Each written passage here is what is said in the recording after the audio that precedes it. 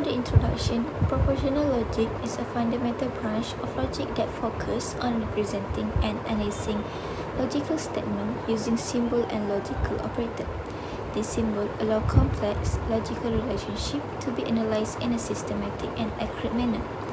Logic circuit and law of logic play an important role in understanding and simplifying logical expression without changing their original meaning. So this report focuses on the analysis of a compound logical expression. The expression is first represented using a logic circuit to illustrate the logical operation involved. It is then simplified using a logical law such as distributive, commutative, associative, and abstraction law, demonstrating how a complex expression can be reduced while maintaining its validity.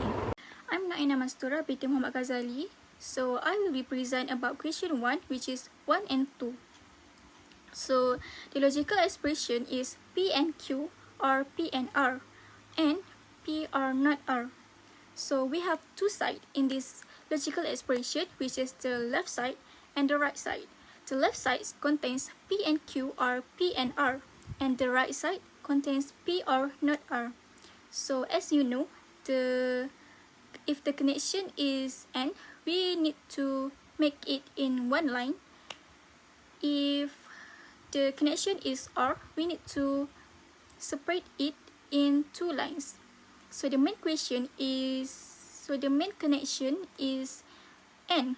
So it will be like the left side and the right side. So the circuit diagram will be like this. So let's move to next question, which is using laws of logic to simplify this logical expression. So first, we need to use distributive laws to simplify the P and Q or P and R. So next, we use commutative laws to exchange the place between P and Q and R. P and Q or R. So next, we use associative laws to move the single P in the other brackets. And next, we have absorption laws to simplify the P and P or negation R to make it P because we use absorption, right? So the last one is we use commutative laws to exchange the place between Q and R Q or R and P. So the final answer will be P and Q or R as shown like as the slide. Assalamualaikum and hi, my name is NAJMA binti ZAINAL FITRI. So before I start, I would like to explain what is a logical argument. So logical arguments is a set of statements or premises that designed to provide evidence for a specific conclusion aiming to prove a point through deductive or inductive reasoning. It establishes that if the premises or assumptions are true, the conclusion must or likely follows. So that means the conclusion must be true too.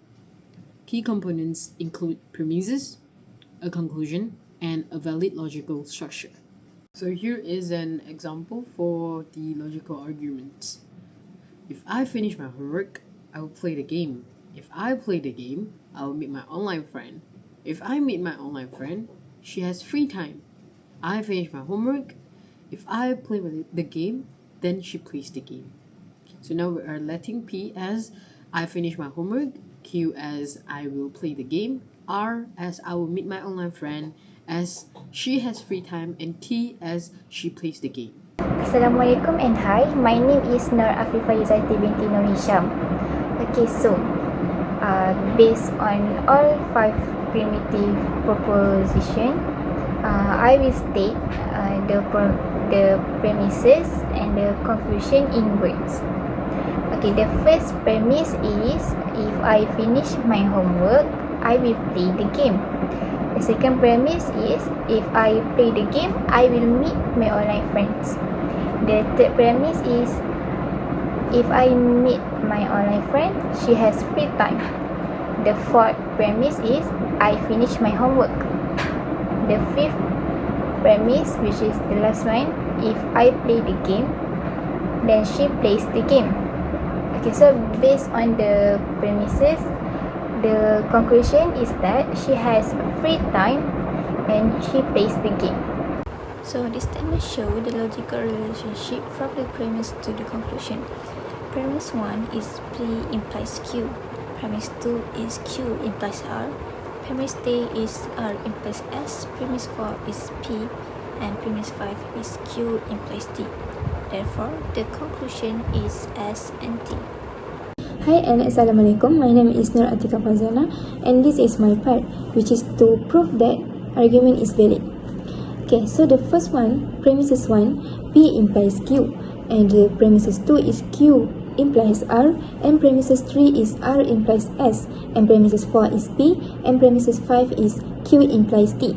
So using rule of detachment or modus ponens, from premises 4 and 1, we get Q. Using rule of detachment or modus ponens, from premises 6 and 2, we got R. And using rule of detachment or modus ponens, from premises 7 and 3, we got S.